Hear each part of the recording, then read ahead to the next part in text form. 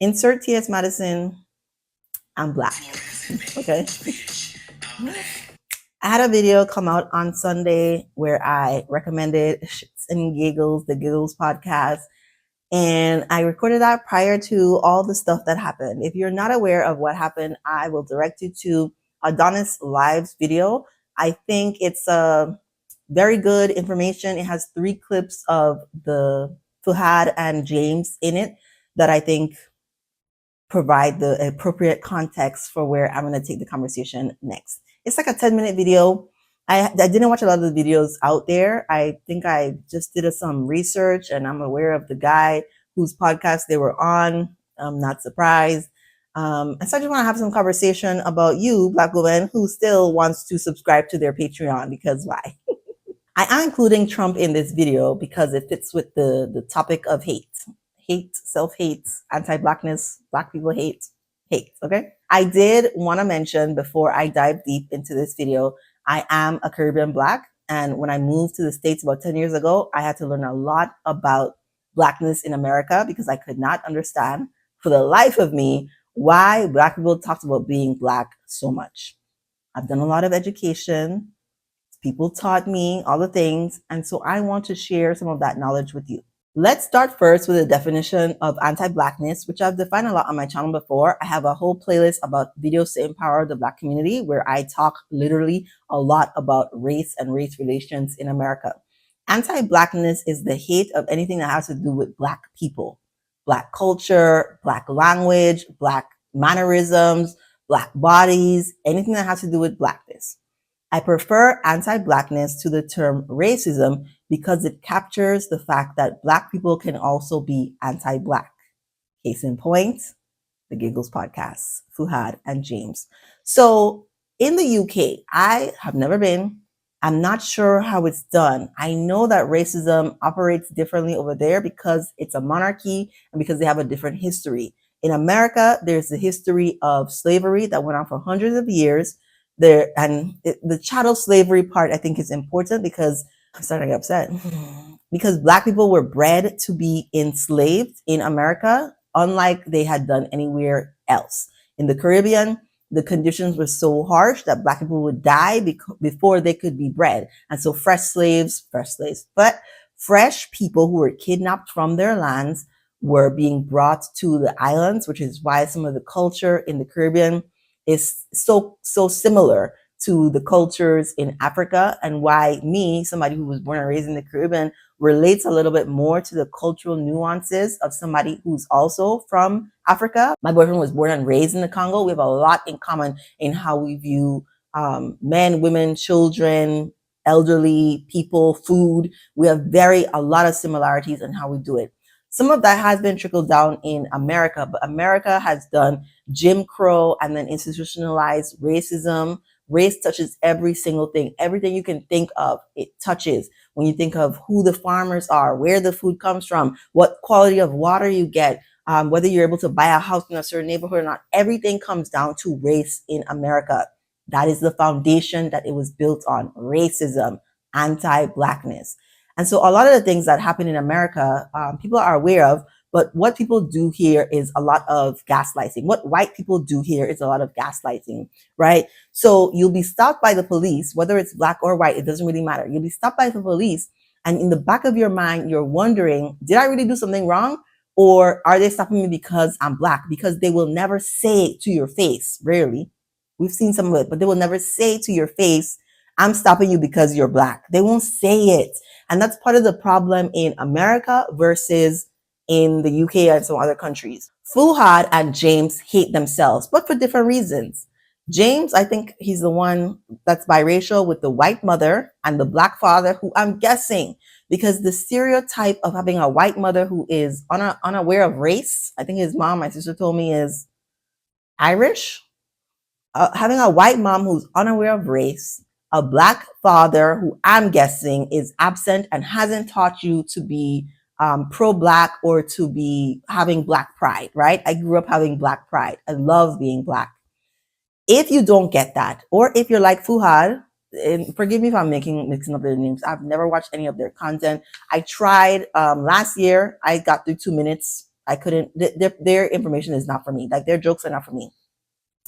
But my sister liked them. So I was like, oh, these guys they're funny or they're cool, whatever. She must subscribe to their Patreon. And I feel like to subscribe to a person's Patreon, like pay them monthly you must really like them, right? One person, I'm subscribed to their Patreon, Dr. Heavenly. I love her.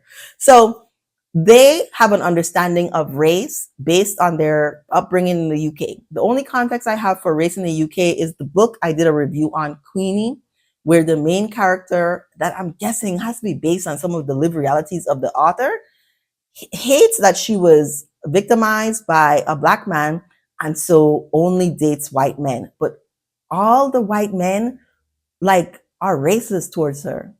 She has sex with them, but they're all racist towards her. I'm like, what is this strange interaction you're having with these white men? But the white men would say racial things to her. They would say it. They would talk about her body in a very racial way that didn't escape that they were racist, right? That they were only pursuing her because specifically, I want your black body. That was what I got from it.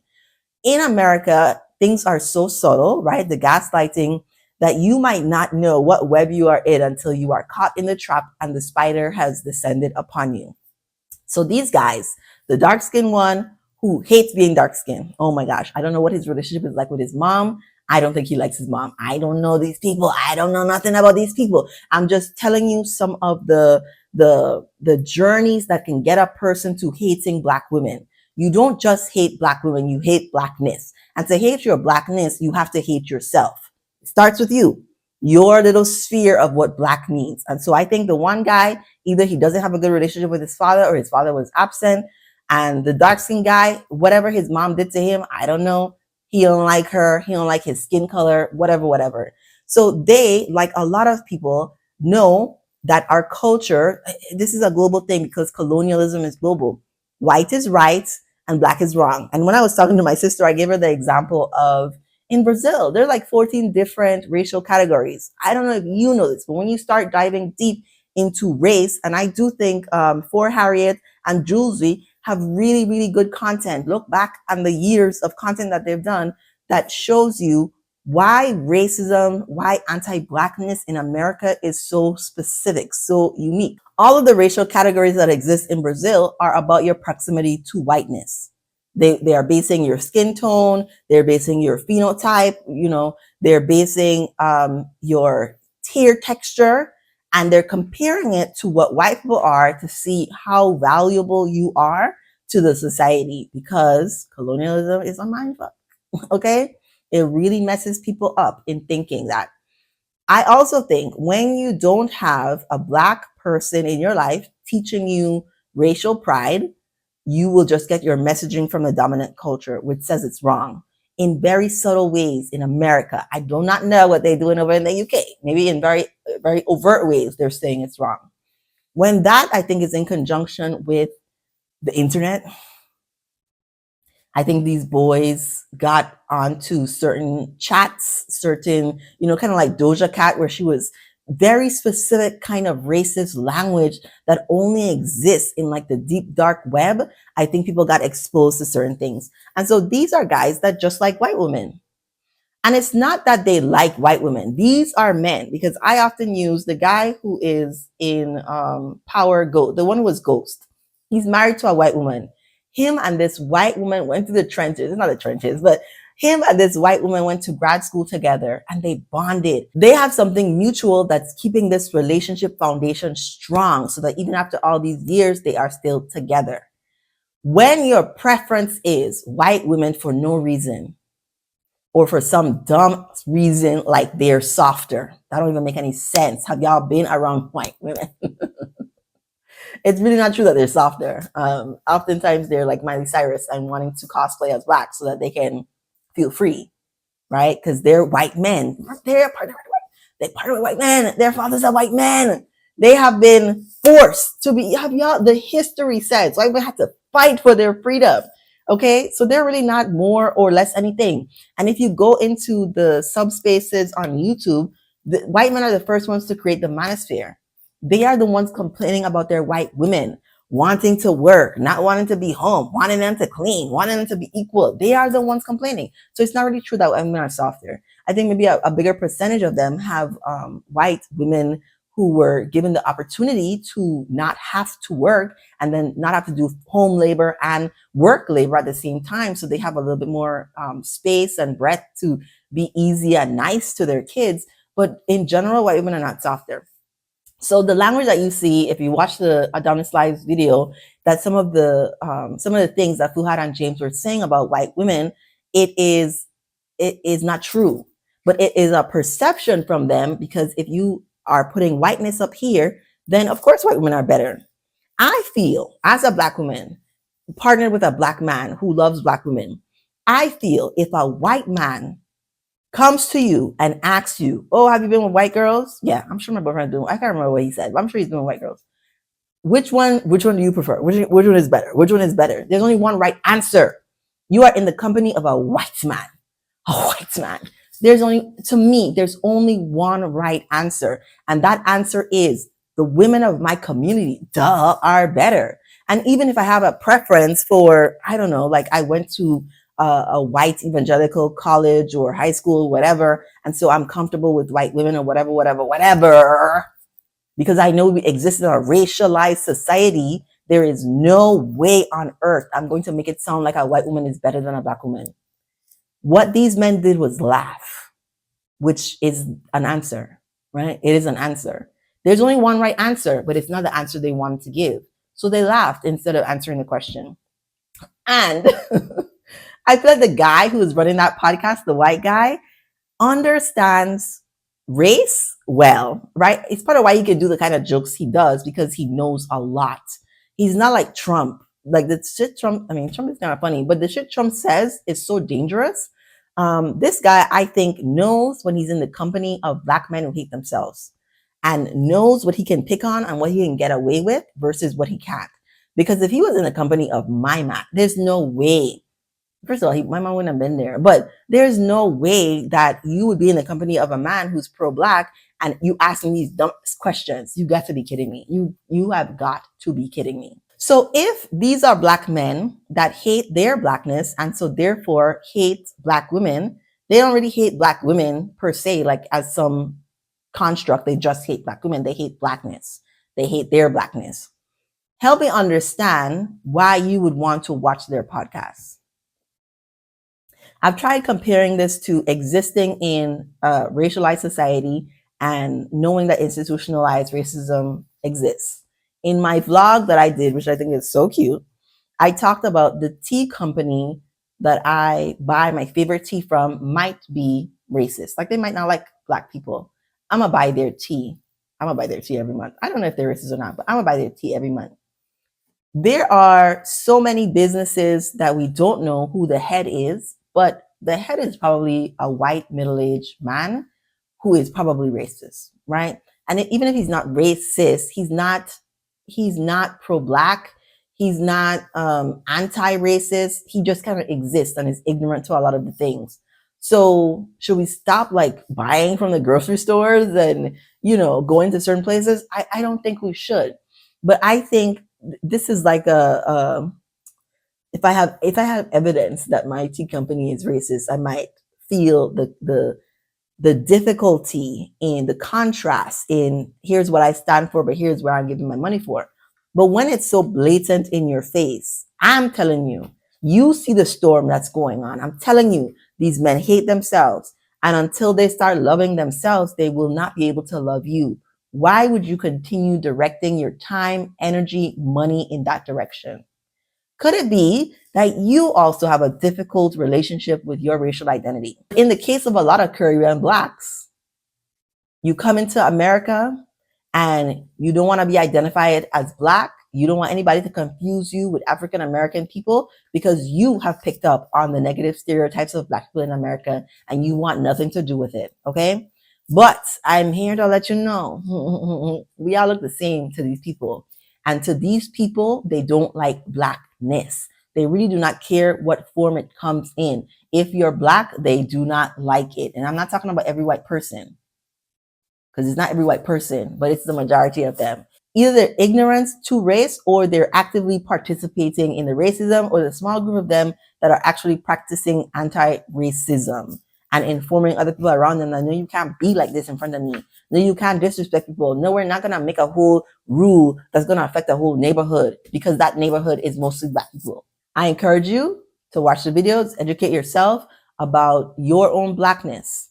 I'm going to segue to Trump and Blackness and just how this all is covered before I get to Diddy and how he hates himself. When Trump got on TV and said they are eating animals, he never said Haitian people. He said they. But again, in America, the racism is so subtle that you might not be able to catch it. How you could be on the fence about Kamala and Trump, I don't know. One person is reasonable, the other person is not reasonable. They are talking about Black people. Because if you understand the history, the tropes, the negative stereotypes that white people have maintained about Black people in order to justify their degradation, their disrespect, their torture and abuse of Black people, you would catch it. You would catch it. So the people on the news, the people who ran with it, this story that wasn't true, I mean, it sounds so illogical, but it definitely was not true. Those people said the Haitians that were moving in, the migrants that were moving into the state were eating the pets. You know those migrants? I don't know if they do or don't, but most Haitian people look like they just came off of the coast of Africa. They have maintained a lot of the Afrocentric features that white people hate. Okay? So they moved there. Nobody likes change, but white people abhor it so much because they feel like they should be in positions of power and able to control what's going on everywhere with everybody.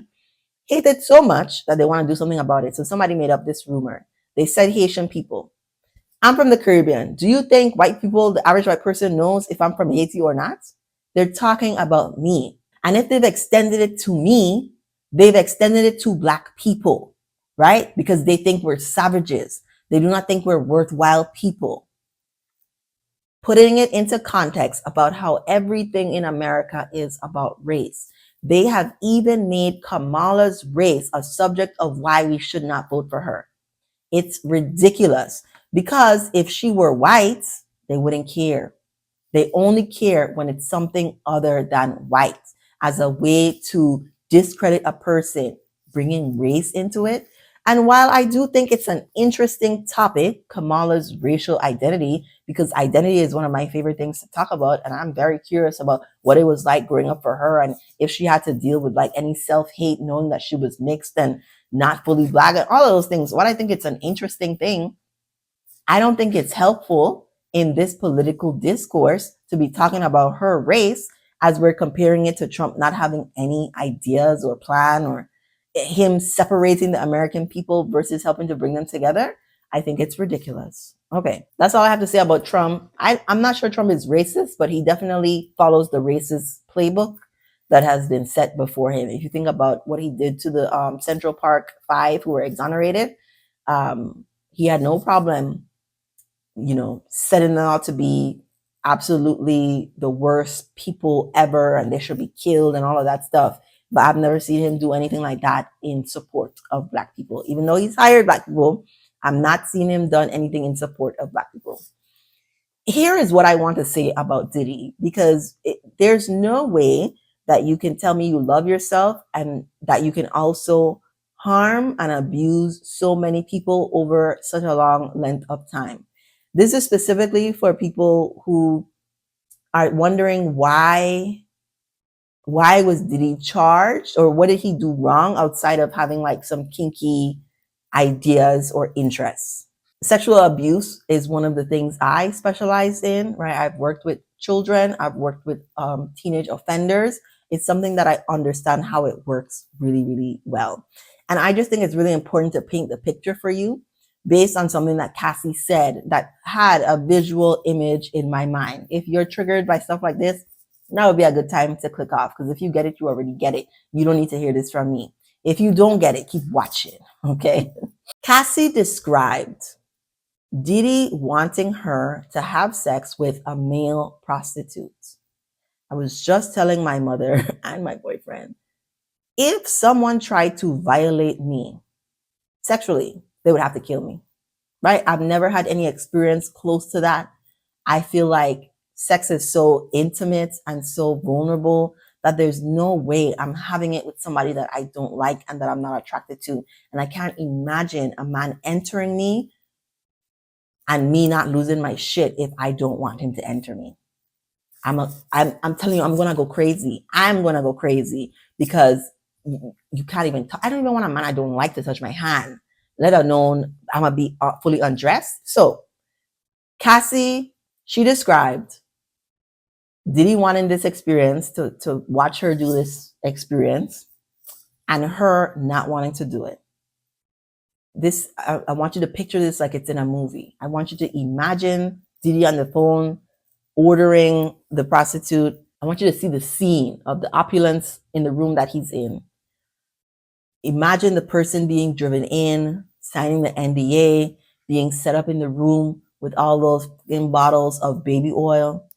And I want you to see Cassie begging Diddy. Can you see her on her knees begging him not to make her do this? Okay.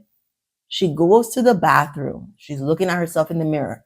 Imagine, I really enjoy art and cinematography. They're going to have a camera where the mirror is. They're going to have a camera on the side so that you can see her profile. She's going to be looking at herself in the mirror and crying and weeping. And then from the side, you're going to get that angle. And then you're going to see her vomit.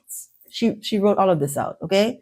You are going to see her vomiting at the idea of this man making her have sex with somebody else. This is what we call rape. This is rape, okay? Rape is against the law. And why they have time limits on it, I don't know, but because men made the laws. And if you wait too long, we shouldn't have to prosecute the people, whatever. But I want you to be there in that moment and then to think about how many years Cassie had to do this when her whole body is in opposition to it being used and abused. She's having chills. She's wanting to pass out. She's vomiting. She's so uncomfortable. And he's done this to so many other women. And he's done this for so long. Because he hates himself, right? Because he feels so empty inside, because he feels so low. I hope Diddy gets the help he needs in prison. I'm not here to advocate for Diddy at all. I'm here to help women heal. And I want you to understand, if at any point you have blamed Cassie in this process, you are part of the problem of women not coming forward. And that you probably have not given yourself permission to acknowledge the times when you have been victimized if you are hating on this woman for her experience, or hating on any of these women or men coming forward with their experiences. What Diddy did is one of the grossest things, one of the saddest things, one of the most illegal things that a person can do to another person, right? So we talked about slavery. Being a sex slave is also a thing that a lot of men force women and young girls and children into. That's all I have to say about that. That's my spiel on hate. I would encourage you to watch some other videos on my channel about anti-blackness, specifically the videos to empower the Black community, because even though they have put Black women at the bottom of the totem pole, there is still a life of thriving for you. I promise you. You have to do things in a certain way here in America, but there is a life where you can accomplish the things you want, where you can have fun, where you can have peace, where you can have lots of money. There is a life here for you. And I don't want you to spend time on Black men who hate themselves and so therefore hate Black women, because that's where they came from. It's part of why they hate themselves.